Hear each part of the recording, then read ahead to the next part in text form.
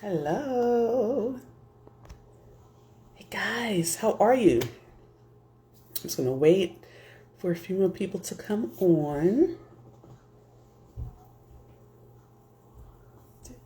Hope your Thursday is going awesome. I am slowly but surely getting back into the swing of things here.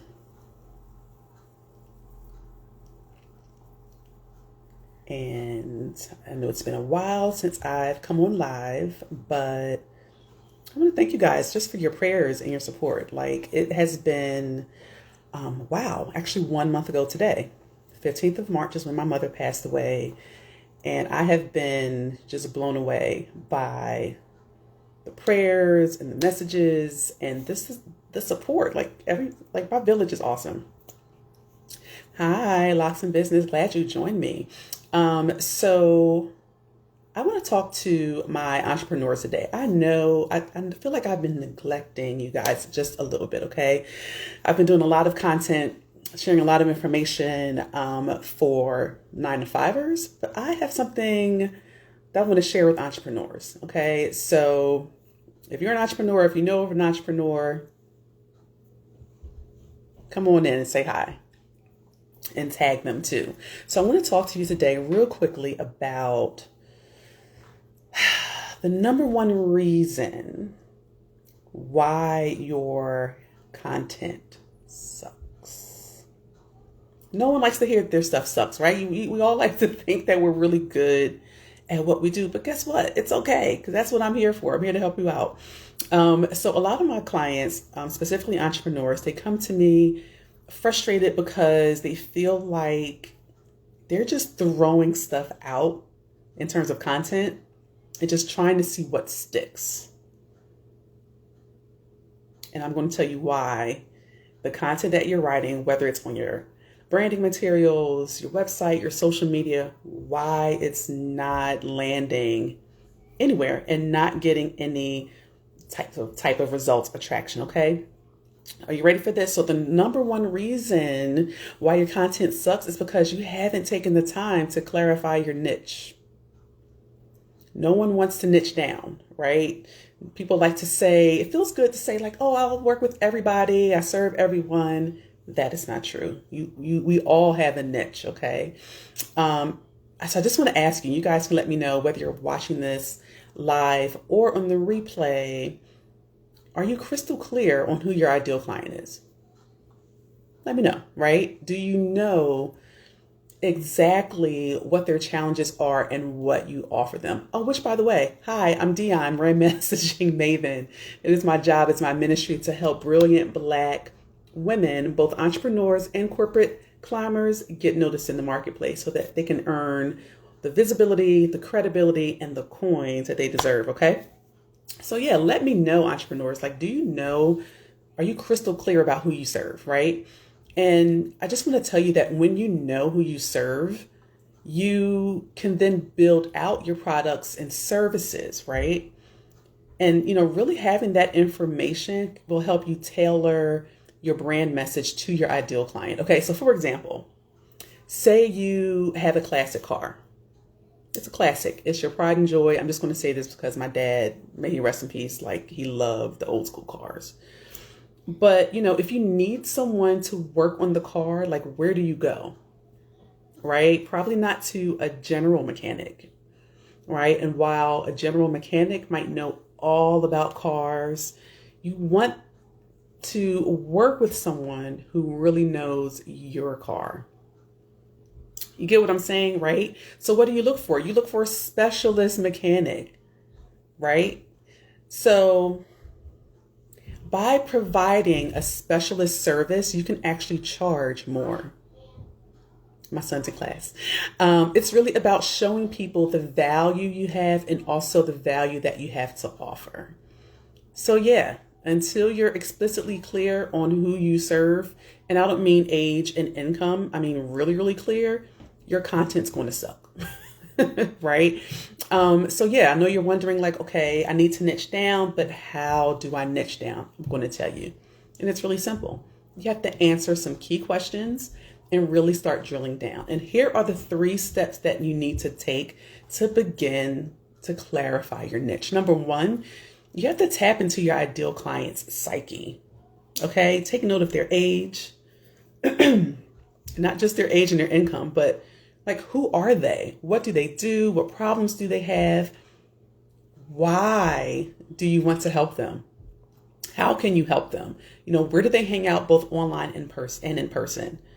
Until you are uber clear, and I'm going to keep repeating this, on who you're targeting and what their pain points are, you can't begin to write content that really converts or that even connects with them. Okay, so number one, you have to tap into your ideal client's psyche. I always say you have to become a stalker even. Nobody likes stalkers, but in this case, it's a good thing. You want to become a stalker of your ideal client. And if you guys have any questions, please let me know below. We're talking about all things content and why so many entrepreneurs are writing content and they're just like throwing it to the wall to see what sticks. It's because they haven't niched down. Okay, number two is that you then have to build a demographic profile, right? So, okay, then you can go into age, location, occupation, whether their likes, their dislikes, their hopes, their dreams, right? You have to do your legwork first before you can just start writing. If you're wondering why your writing is so disconnected, it's because you have no idea how to strike the chords, the heartstrings of your audience. And number three, the third thing that you can do to finally clarify your niche so your writing doesn't suck, you have to identify those areas of opportunity. Now, why is this step really important? This is why this step is important, because those areas of opportunity, that's where the meat of your content comes from, right? This is where you make a list of their top 5 to 10 struggles. And you build your content around that. And these struggles will inform not only what you market to prospects, but how you market to them in terms of messaging. So once you've done those 3 steps, you can then begin building a product or a service and messaging around that information. But listen, it doesn't stop there. This is a very key piece of this. And guess what? I still have to learn this myself. Don't try to solve all of their problems in one fell swoop. That's really important. And why is this important? Because the fact is, people are likely to buy a service or a product from you that solves one problem fairly quickly or fairly easily. I know it sounds crazy. No one likes to niche down. No one wants to focus on one thing at a time, right? But you have to be very intentional and very strategic in your content. And so the basic formula is one problem, one product or service, and then one solution. So if you solve one problem, solve it well, like knock it out the park. Okay. When you do this, you'll find that you'll have a repeat customer because you've solved that one problem really good. And so they'll come back to you when they have another problem. Okay. So I want you guys to try this exercise.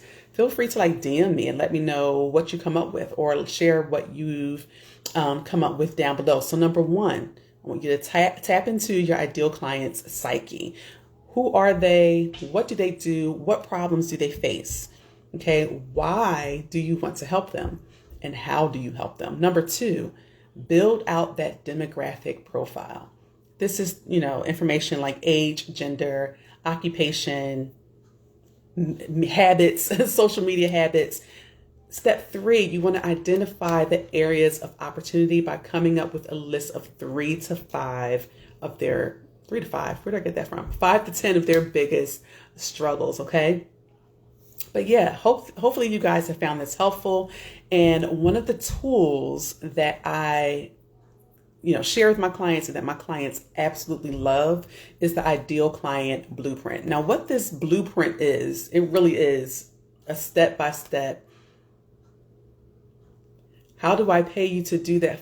So Kobe Vision, if you want to chat, definitely there's a link in my bio where you can book a free call and we can talk about a specific, course of action or solution for you. Okay. Would love to connect with you. So this ideal client blueprint, and the link is also in my bio there for that. It's a series of questions and exercise. It's a workbook that will help you get so specific about your ideal client and not just like basic age, income information, that you will no doubt have a clear approach, right? When taking on, your content, right? That speaks to their very core. Listen, once you make that core connection with your ideal clients, with your prospects, with your tribe, your audience, whatever you want to call it, it will be easier to write content that resonates and ultimately sell your products and services. Okay. I get it. Nobody wants to niche down, but really clarifying your niche, that's going to affect your bottom line, because that means that now everything that you put out into the marketplace, whether it's, again, branding, materials, website content, your bio, social media content, you have to be able to niche down. And I know that it's scary and it sounds counterintuitive, right? Like, I don't want to miss out on any opportunities with people, but I can tell you from personal experience, and I tell you, I practice what I preach, and I would not share anything with you that I haven't experienced myself. It wasn't until I was able to niche down in my business that I was able to see real results, more engagement, more, interaction in my Facebook group and my, with my newsletter content, and more sales. So I'm going to have, the link down below where you can learn more about the ideal client blueprint, or you can just book a call with me. Okay. The link's in my bio, but hopefully you, entrepreneurs out there, have found this information helpful, and I will chat with you soon. Bye.